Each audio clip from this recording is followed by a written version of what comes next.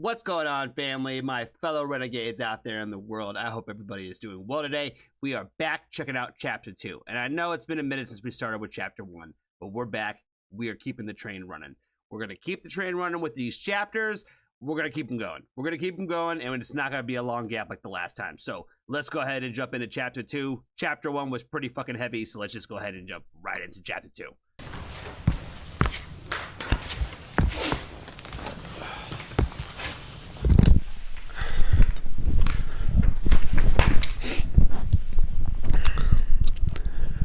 A year of living in a nightmarish purgatory does strange things to your psyche.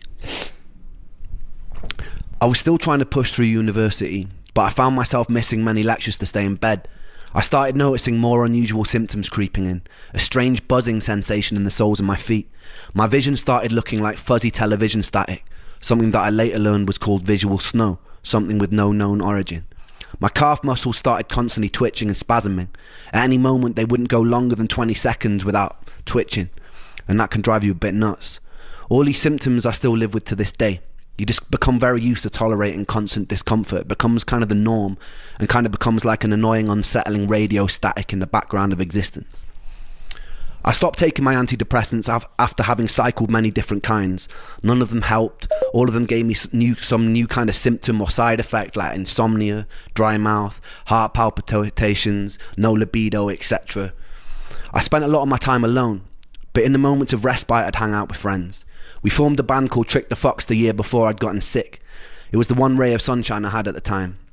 I quickly became friends with a bass player called Charlie, and we developed some kind of musical telepathy where we both knew what the other was going to play before it even happened. He was the first musician I've ever felt this kind of chemistry with. I became a kind of third wheel in his Momoko's relationship. With time, Momoko became like a sister to me. To this day, it's one of my favourite people on this spinning rock. Performing with Trick the Fox was one of the rare times that I felt free. There was something about the duty of having to entertain others that let me escape the physical limitations of my own sick body, even if just for a moment. I usually pay for it the next day with what can only be described as an energy hangover where I'd be stuck in bed all day, but for me that was worth it. Those days I was still fairly functional. It was around this time I started losing faith in the medical industry. The more appointments I'd go to, adamant that something was wrong, the more of a hypochondriac they treat me as. Medical gaslighting is a real thing. Medical gaslighting is a real thing with chronic illness. Oh man, I had paused before he even got into that point of that.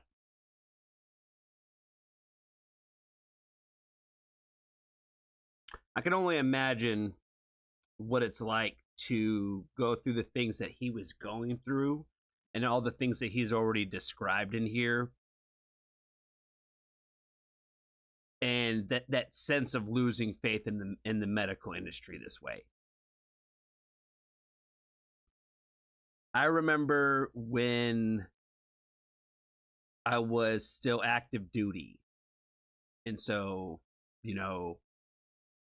there was hospitals on the base that I would go to for any base, no matter what it was, they'd send you somewhere on some sort of military installation for your healthcare this way. So you never really had to worry about like the doctor bills or any of those kinds of side of things with that. But the frustration that I felt dealing with some of the issues that I was going through at the time, I can only imagine. Because like I said, I didn't have to worry about the cost effect of it at all. You know what I mean? It was, okay, this is what's going on. Go see X specialist, go see X specialist. They'll tell you what to do next, right? And we tried things, we did tests, we did all this kinds of stuff. And then all of a sudden they're like, well, we just don't know. And I'm like, so what does that mean? You know what I mean? Well, we just don't know. All the things we thought it could potentially be are not it. Okay, cool. So where does that leave me? We don't know. So I really know what it's like to just like find out that something is wrong with you and you don't know how to get over it and get past it, because even when you go to this specialist and you go to all these people and they're just, it almost feels like they're kind of sending you on these wild goose chases, giving you all these kinds of like, all this anxiety, saying, oh, well, we think that it might be X. Oh, shit. Oh, no. It's not that, though. So like you still got to go through all the like anxiety of like, do I have this? Is this maybe what it is? And then you're going through the tests themselves, and fuck me. That's just one example of something that's not even that crazy. I still don't even know if that is really what is wrong with me. I just know that I just don't. I stay away from certain things now. You know what I mean? Because I might be allergic to it. I don't know because they can't fucking tell me. You know what I mean? So eventually, like I said, you know, you kind of give up. You know, and especially in a situation like that, for me, I'm a government asset. They want us to be of taken care of. You know what I mean? So they want to figure out what's wrong with you to figure out whether or not you're even like fit to serve. You know what I mean? So apparently it didn't stop me from serving at the time, but eventually it got to a point where they're just like, we don't fucking know. And like I said, just from what I know of the Ren story and just him even just explaining this, like, you know, in the more greater detail, from what I do know of what he's still facing today with these medical concerns, it's got to be so incredibly frustrating. You know what I mean? For him to go through so much time and effort just to try to figure out what's wrong. So how can we combat it? You know what I mean? Because is it curable? Is it not curable? You know, we don't even know. We don't even know because we don't have like a real answer. You know what I mean? So it's just like a constant revolving door of like, what is maybe this?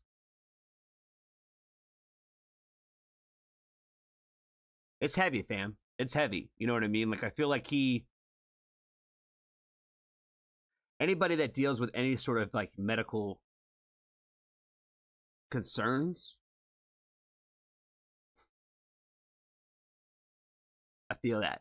Like I said, I can talk about some of my own experiences, and I can sit here and talk about experiences close to me for days about this, especially within, you know, the more like U.S. healthcare system this way. And I know it's different in different parts of the world, so it's kind of hard for everybody to fully understand. And from my understanding, I think that he's only kind of dipped a toe into our country. Or the U.S., if you will. It's kind of hard to call it our country today. But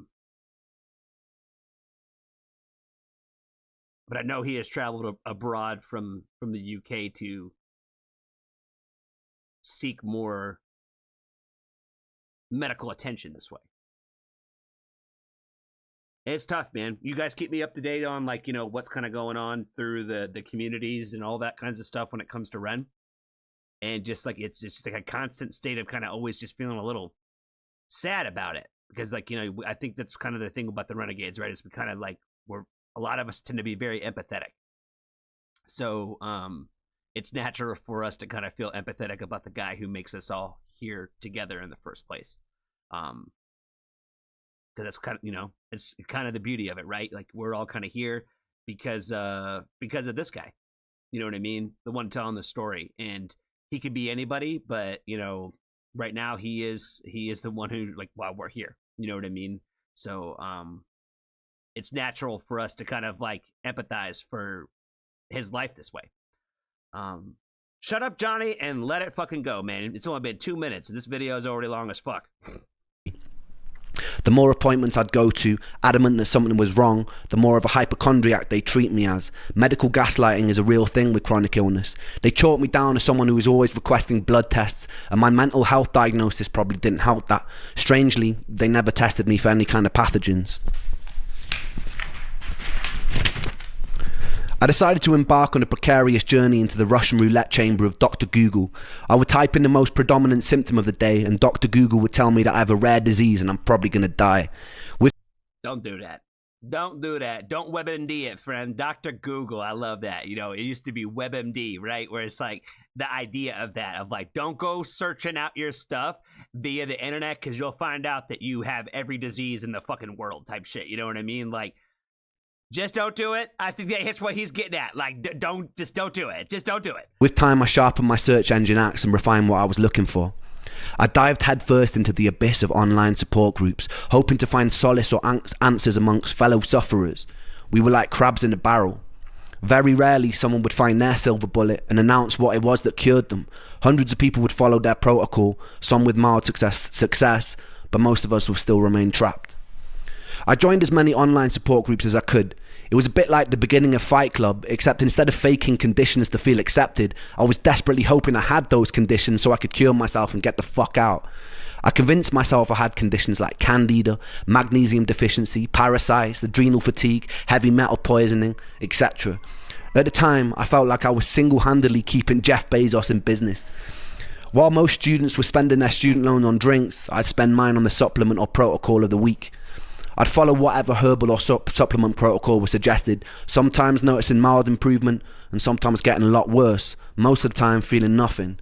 A story would pop up on one of these groups like, after I did a 30-day parasite cleanse of wormwood, cloves and garlic, all my symptoms disappeared. I'd read a story like this, get full of hope and put myself through a grueling 30 days, which was often result in a worsening of symptoms. My body felt even sicker and weaker, but I'd stick it out because I was told that this was a good sign. I had a friend who was very similar to kind of like what he's saying up to this point, right? Where went through very similar kind of situations, and he sounds just like him. He sounds just like him, where he would try almost anything that somebody suggested that worked for them, that cured them of whatever, or gave them X. And I don't want to say it's dangerous, because it's not necessarily dangerous, but it feeds hope to people that are desperately seeking hope, like he's saying, right? Where the human body itself, so all of us as human beings, we are so complex. It's kind of insane when you really think about it. But we are so complex that what one works for one does not work for anybody else like that. Does that make sense? Like, it's such a small fraction of a percentage of what one works for one will work for all. And we have found those things throughout society that cause similar effects amongst the masses, correct? You know what I mean? Like things like caffeine. It's like certain things that exist in nature will cause X effect if you ingest or whatever, right? But this magical cleanse of garlic and, Worcestershire water or whatever the hell they were saying, do that for 30 days and it'll clear your symptoms type shit. I know way too many people that spend a lot of their lives just kind of constantly going through the next cleanse or the next cycle of something, hoping to cure themselves of something.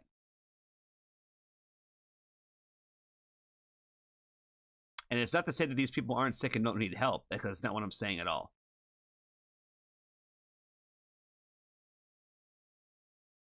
I think, I guess just what's more important is the fact that like the people like Ren and what he's talking about are a lot more common than I think that most people think.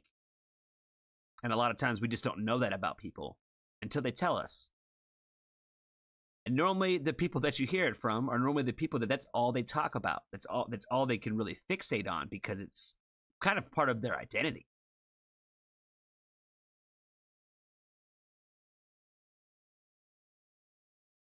And I think it's really important to be reminded sometimes, because I feel like there's something in my life happened to me recently where it's just been really heavy on my mind lately, where I feel like sometimes we need to be reminded that our mental illnesses and the diseases or whatever kind of medical concern you might have in the world, that is not who you are. You're not just the person with anxiety. You're not the person with this disease. It's a part of you, but it's not your identity. It's not who you are. And we shouldn't ever sink ourselves into the position where we just blame things on the fact that we're sick.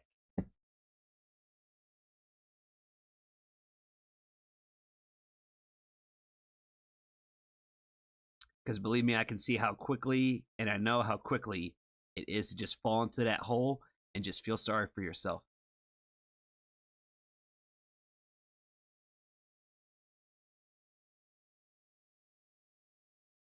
But our illnesses don't define who we are.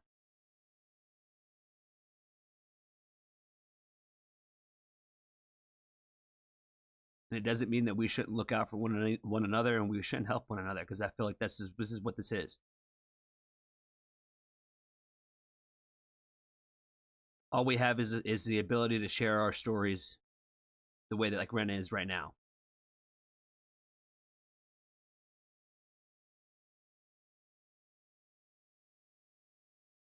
I really hope everything that I've said is not coming across some sort of like way that I'm really not intending. Because trust me, I know on the internet, people take everything you say for how you said it. You know what I mean? Even if you didn't mean it that way.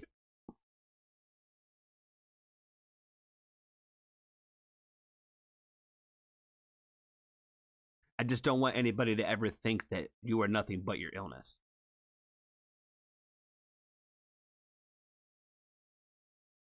It's just a small part of who you are, even if it's a major part of your life.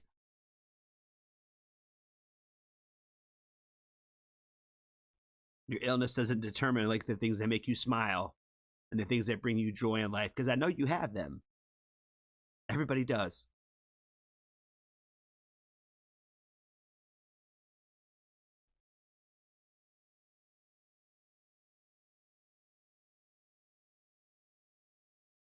I think we're all looking for the same thing, you know? All right, let's keep going. The parasites are dying. I peered into the toilet bowl and valiantly waved goodbye as I flushed their imaginary corpses into a watery abyss. At the end of the 30 days, I'd be left with a lighter wallet and all my symptoms still remaining. And if that didn't work, I'd move on to what was next. Maybe I have seasonal affective disorder. Alright, so I'd get on the internet, order a light, stare at it for 10 minutes a day, and to my big fucking surprise, still have all my symptoms. The only thing that light illuminated for me was that I was desperate enough to buy a glorified table lamp. I kid you not when I say that over the years I probably have taken nearly every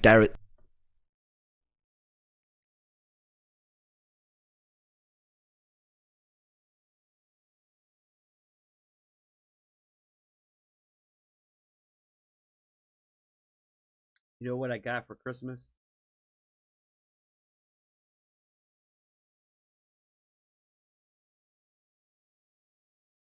A table lamp.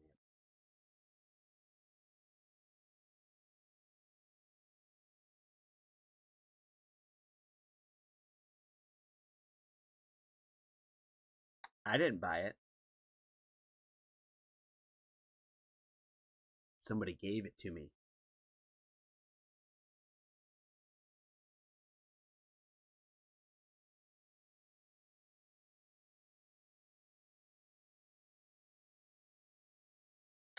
Well, hey, if my lights ever go out for my reactions, I got more, you know? dietary health supplement known to man. One of the most grueling self-treatment courses came when I did a round-the-clock heavy metal chelation. I would take a supplement called ALA and DMSA, which supposedly shuttle mercury molecules out of your body through a process called chelation. I would have to take the pill once every 3 hours around the clock, which meant setting multiple alarm clocks to wake up and take them. The supplements came with their own side effects. I remember one time standing in a supermarket and feeling like the sounds and lights were so bright that I couldn't even bear to be in there. I stuck with this protocol for a whole year with no luck. I was still coming to terms with the death of one of my best friends during this time too. I was too sick to hold down any kind of stable job, so I was mostly living off my student loan.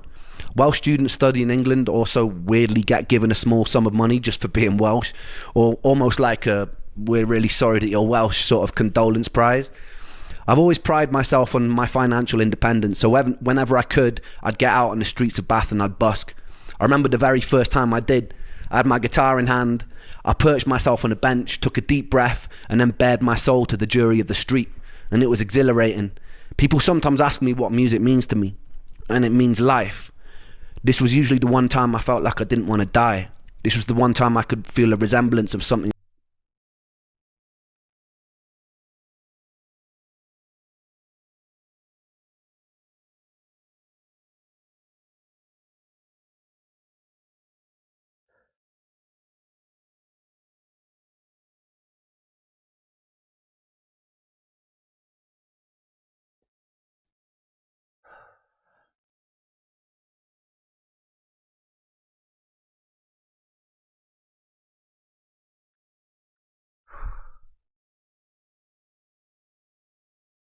Fuck.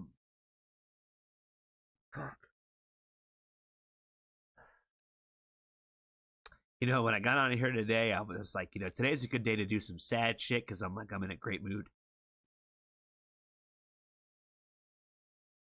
But fuck, man, if he did just like fucking just pierce me in the soul when he said that.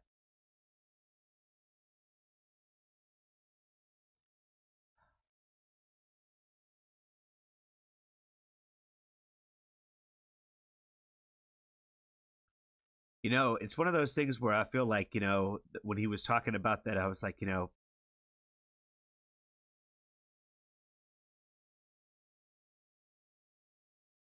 he just said it so like just so simply. And when he said that, I was like, that's exactly how I feel. And it was like he just said it in a moment, like so simply, where I was like, that's it, dude. That's it.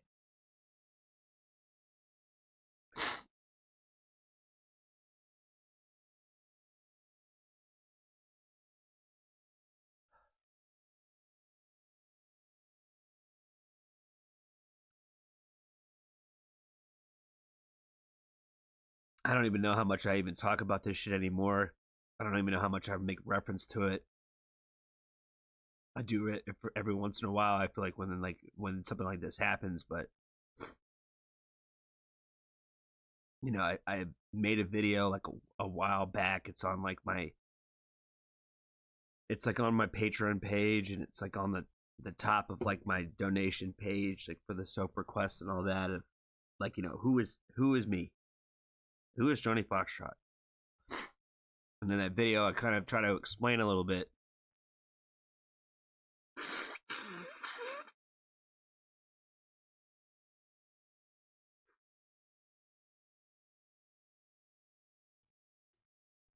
That basically, like, music is the thing that like saves my life every day. And I feel like the way he described it is just like the most simplest way to put it. There's like some song somewhere somehow every day where just for like just even if for like a second, just doesn't. I just don't feel like that anymore.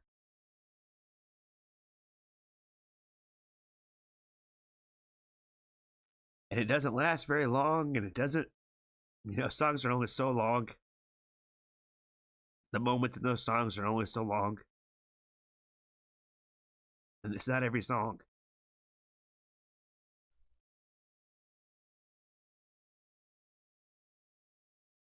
But yeah, I definitely feel that.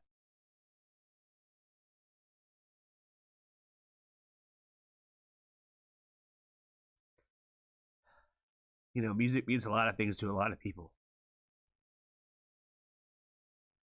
And for the good majority of the world, it's just something that is entertaining, you know? Puts you in a good mood. You like that song.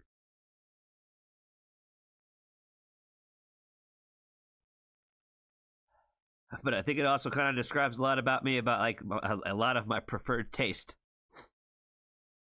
It's the more sad and real it seems, the more I probably fucking like it. You know, people talk about like they like to watch movies and stuff like this because they want to escape from reality. And I feel like I'm in a constant state of like every kind of entertainment that I like, I'm constantly looking for the reality. No matter what that really looks like. Because I feel like I find the beauty in all of it. Even when it's maybe doesn't sound as pretty. You know? The hurt and the real is still there.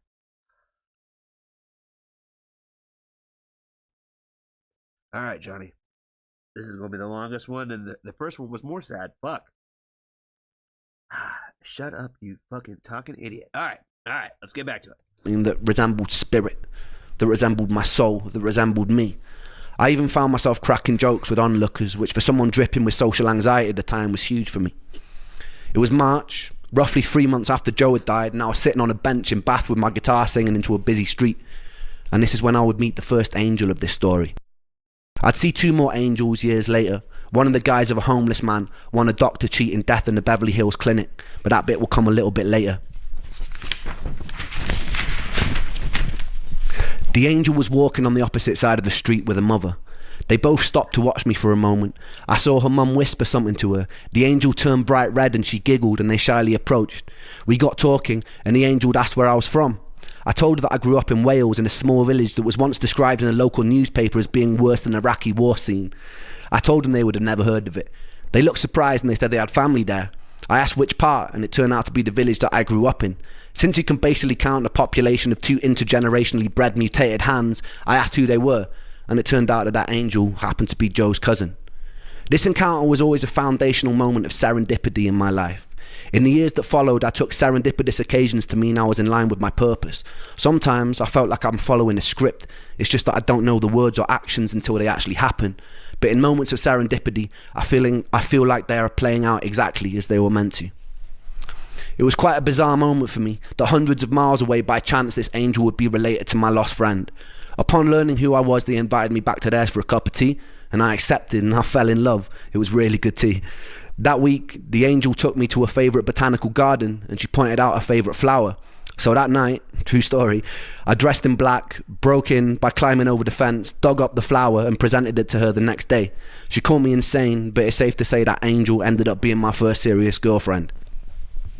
It was a weird kind of relationship. We both shared an unusual trauma for people who were so young, brought together by a tragedy. Even though sometimes I feel like she might have hated me at the time, I was convinced like it was some sort of Shakespearean fate that had brought us together. A morbidity that birthed light, that it couldn't be anything else. It felt like divine intervention. She was pretty troubled in her own way, and I was very troubled in mine. But in between the sludge of dealing with the constant symptoms, it was beautiful. That summer, her parents took us to Centre Parks, which is a posher version of Butlins, if you don't know, where they paid for all the activities and meals, and they let me do whatever I wanted. Coming from a poorer family, I wasn't really used to being spoiled to that degree, but I figured I'd just roll with it. One morning while I was there, I got a call from my friend Sega, and he sounded pretty mixed up, so I asked him what was wrong. He told me that there was no easy way to say it, but one of my other best friends, Callum, had died. He'd gone cliff jumping in the same cliffs we used to jump off as kids. The sea was particularly choppy that day, and he caught a cross current and he started to drown. Another guy that he was with had jumped in an attempt to save him, and they both drowned.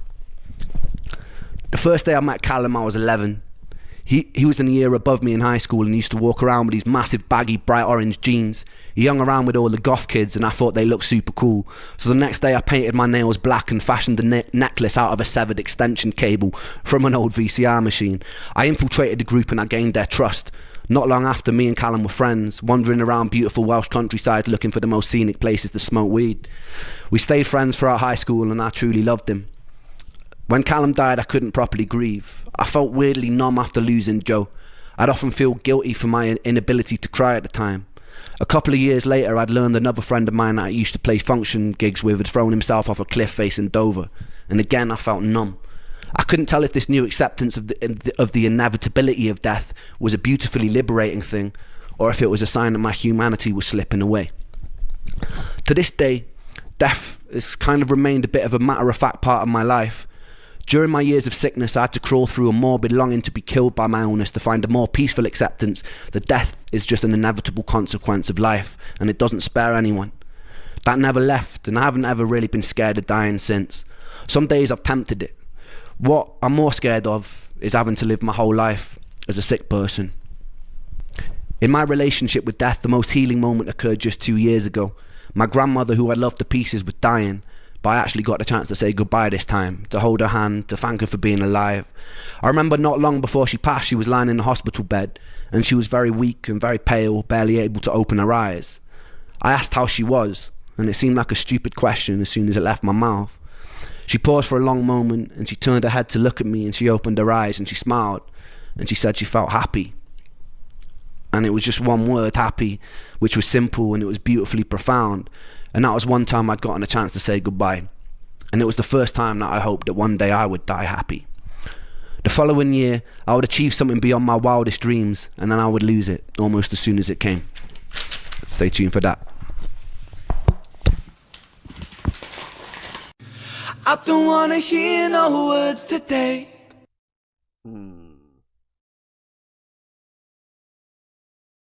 I want to know what happened with the girlfriend. I feel like that's what we're getting into. I feel like this is what we're getting into, but now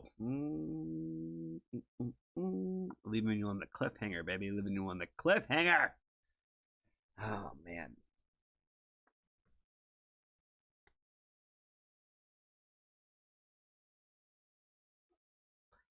Like I said, man, he's a perfectionist. He knows how to leave you on the edge of your seat this way. Because like I said, all I can think about is how I want to click on chapter 3 now.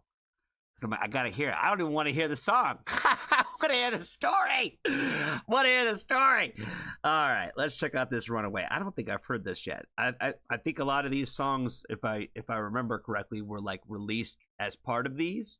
So I don't know if they have like separate one-offs other than probably like fan-made stuff. I would imagine. You know what I mean? But maybe. But I don't think I've done Runaway. It doesn't sound familiar, so let's go ahead and check it out. I don't wanna hear no words today, because that pull me under. In the castle of my room I'll hide. Oh, okay, this was a Trick the Fox song. Okay, that's fire. I love the old footage of this too. Hear no words today, because that pull me under. In the castle of my room I'll hide away from the outside thunder.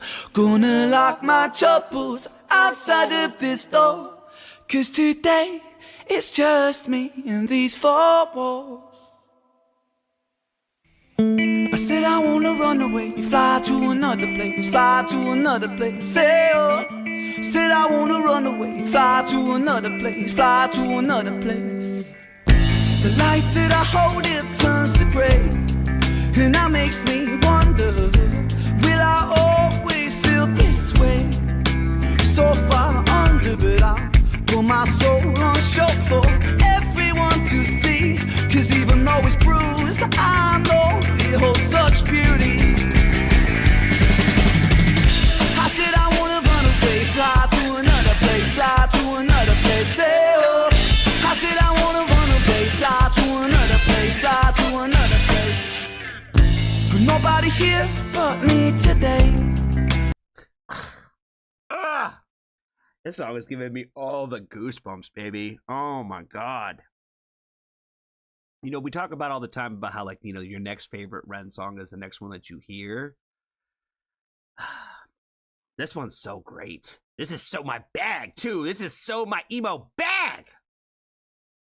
It's like, it's all the sadness. It's all the feelings of those sad emotions.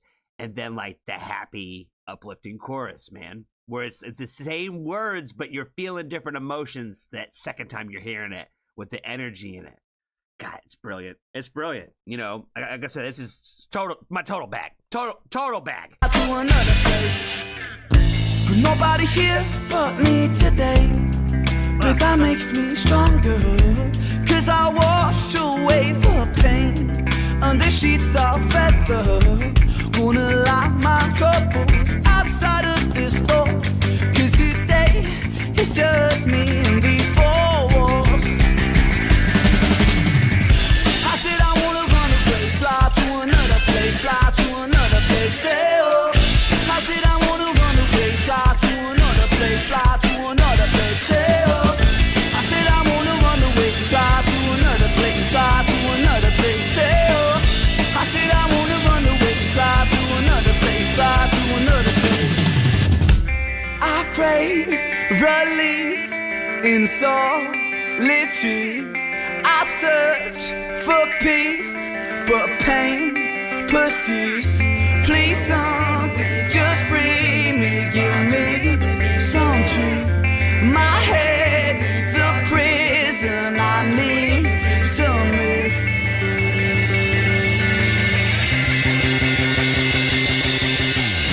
I said I wanna run away, fly to another place, fly to another place. Say oh. I said I wanna run away, fly to another place, fly to another place. I said I wanna run away, fly to another place, fly to another place. Say oh. I said I wanna run away, fly to another place, fly to another place.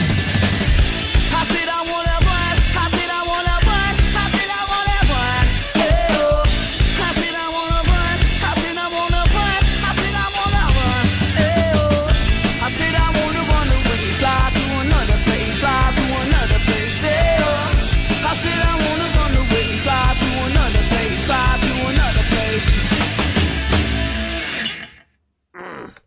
That song is so fire. That song is so fire. I don't know what else to say about it. I don't know what else to say about it. It's so damn good. So fucking good. I love it. I love that song. Love it. I need you guys to know. I need to know. Is it on the Spotify's? I doubt it. I really doubt it's on the Spotify's, but I'm gonna try to find it. What they call it? Trick the Fox? Let's see. Nope, the Big Push. Ren comes up. Yeah, that's what I'm saying. I don't know if I'm gonna be able to like rock it in my playlist like that, but we might have to just add it to like a YouTube John or something, like somehow. Because again, the Sick Boy. The Sick Boy. So fire. I need it in the Spotify playlist. Why are we such slaves to Spotify now? I hate it. If it's there, if it's out in the world, Spotify should have it. That's how I feel about Spotify. Come on, get with the program, bitches. Get with the program. Ugh.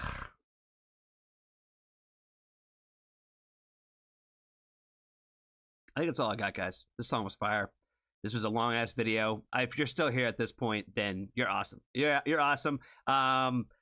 We have switched some things up on the channel for sure. So we're gonna keep the Ren videos going for sure off the stream. We're changing up things on the live stream. We got the Patreon all set up in new ways. So if you're interested in joining the channel and supporting the channel, the Patreon is a great way to do that, and definitely on the Discord as well.